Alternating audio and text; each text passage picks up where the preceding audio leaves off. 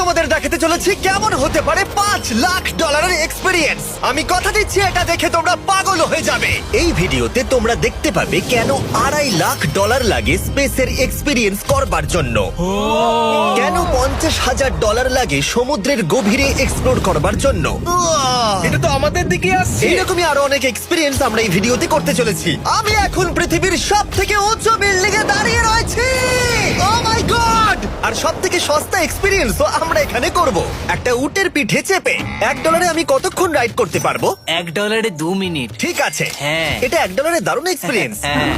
ও শক্ত করে ধরো। দাঁড়াও, শক্ত করে ধরবো কেন?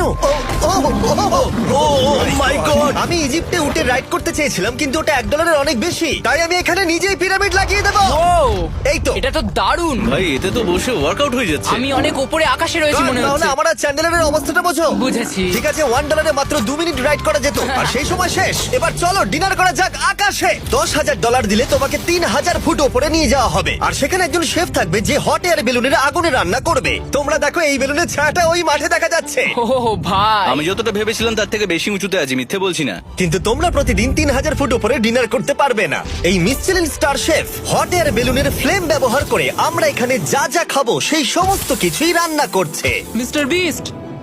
ও, ও এটা এখন আমরা খেতে চলেছি। এখন আমরা সবাই হট এয়ার বেলুনের আগুনে রান্না করা মাছ খাবো। Oh thank you. Oh my God, Jimmy এটা অসাধারণ। দেখো নিচটা কতটা সুন্দর দেখাচ্ছে। সত্যি ভিউটা কিন্তু অসাধারণ। এই মাসটা স্বপ্নেও ভাবতে পারিনি ও আকাশে উঠবে। যদি তোমাদের কাছে এক্সট্রা $10,000 থাকে আর কোনো মেয়েকে ইমপ্রেস করতে চাও, তাহলে আমি বলবো এখানে এসো। 10টা গরমেট কোর্সের প্রতিটার স্বাদই ছিল অসাধারণ। কিন্তু আমার একটা প্রশ্ন ছিল যেটা জিজ্ঞাসা করতেই হতো, একজন মিশেলিন স্টার শেফ হিসেবে তোমার ফেস্টিভ্যাল কেমন লাগলো? খুব ভালো আর ব্যালেন্সড, আর আমার এই চকলেটের ক্রাঞ্চটা খুব ভালো লেগেছে। ফেস্টিভ্যাল তাহলে মিশেলিন স্টার অ্যাপ্রুভ। 10,000 এক্সপিরিয়েন্স সত্যি দারুণ ছিল। অসাধারণ। এবার আমরা 50,000 এক্সপিরিয়েন্স করব। চ্যান্ডেলার আর কার্ল জানেই না আমাদের জন্য কি অপেক্ষা করে আছে। এই ইয়ারটা কেমন লাগলো? এটা দারুণ, খুব সুন্দর। সত্যি? হ্যাঁ। তোমাদের কি মনে হয় এটা 50,000 পার ডে হওয়া উচিত? না, তাই আচ্ছা। ওদিকটা একবার দেখো।